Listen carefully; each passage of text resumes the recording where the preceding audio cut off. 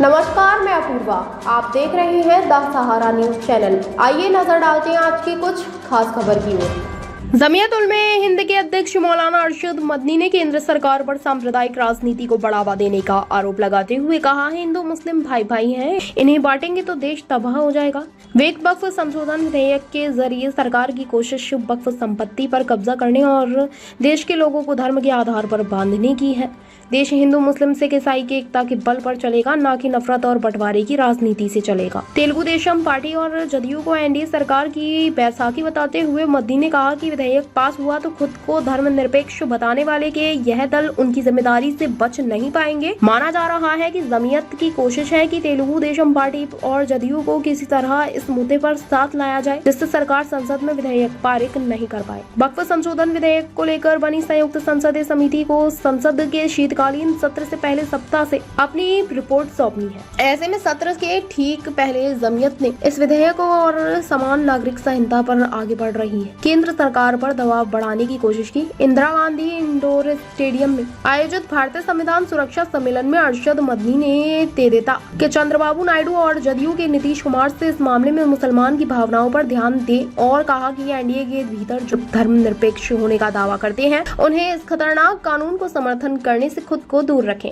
उन्होंने चेताया कि अगर विधेयक पारित होता है तो केंद्र में भाजपा के नेतृत्व वाली सरकार जिन दो बैसाखियों के सहारे चल रही है, वह जिम्मेदारी से बच नहीं पाएंगे। कार्यक्रम में मौजूद तेदेपा आंध्र प्रदेश उपाध्यक्ष नवाब जान उर्फ अमीर बाबू ने कहा कि मुख्यमंत्री चंद्र नायडू भी वक्फ संशोधन में विधेयक के विरोध में है। अरशद मदनी असम के मुख्यमंत्री हिमंत बिस्वा शर्मा पर भी हमलावर रहे और कहा कि वह मुसलमानों को दफनाना चाहते हैं। पर्सनल लॉ बोर्ड के अध्यक्ष मौलाना सैफुल्लाह रहमानी समेत विभिन्न राज्यों में जुटे मुस्लिम नेताओं ने स्पष्ट किया कि उन्हें इन दोनों मामलों में बदलाव और मदरसा मामले में छेड़छाड़ स्वीकार्य नहीं है। हम उनके लिए हर स्तर पर लड़ेंगे। रहमानी ने कहा कि वह वक्फ संशोधन विधेयक पारित हुआ तो देश में मस्जिदों, मदरसों और कब्रिस्तानों के वजूद के साथ ही मुसलमान की पहचान भी खतरे में पड़ जाएगी। उन्होंने वक्फ संपत्ति के लिए दस्तावेज दिखाने संबंधी विधेयक के प्राविधान का विरोध करते हुए कहा कि सैकड़ों वर्ष पुरानी इन संपत्ति के कागजात अब कहाँ है।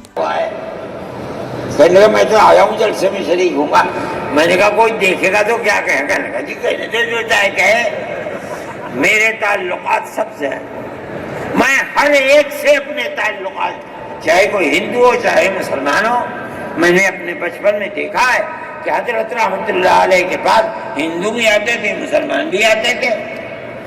मैंने ये भी देखा है कि एक गांव के अंदर जबीरन में हजरत कार से जा रहे थे, मैं बैठ गया। वहां जाके मैंने देखा कि एक हिंदू जो उस गांव का पढ़ा लिखा आदमी था, हो सकता है हजरत के साथ कहीं जेल में हो, उसके यहाँ उस जमाने के अंदर जब पानी निकालने के लिए अंजन का रिवाज नहीं था, उसने लगाया और हजरत को बुलाया था कि हजरत उसके अंदर बिस्मिल्लाह करके शुरू कर दें। हजरत का बुढ़ापा था, वो उसे चलाए तो वो भी लगा और भी लोग लगे और हजरत भी लगे और उसे चलाया और पानी निकलने लगा। ये ताल्लुकात थे। हम आज भी उसी के ऊपर कायम हैं। बगैर प्यार और मोहब्बत के मुल्क नहीं चलेगा। आपको ये चलाना पड़ेगा। आप इस्लाम और मुसलमान की मुखालफत करें और उसे बर्बाद करें, ये चीज नहीं चलेगी।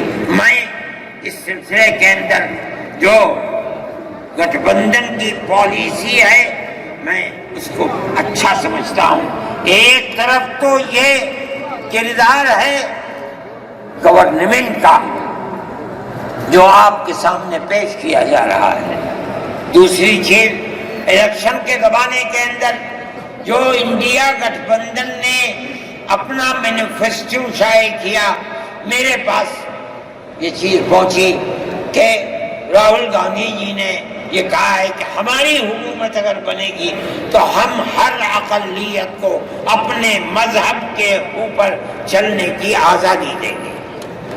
मैंने उनकी इस बात को कद्र के नजर से देखा और मैंने ये ऐलान किया कि इस ऐलान के बाद मुसलमान को उस गठबंधन की जिसमें रहकर उसको आजादी मिलती है अपने मजहब की, उसको वोट देना अपने दीन की हिफाजत के मुरादिफ है।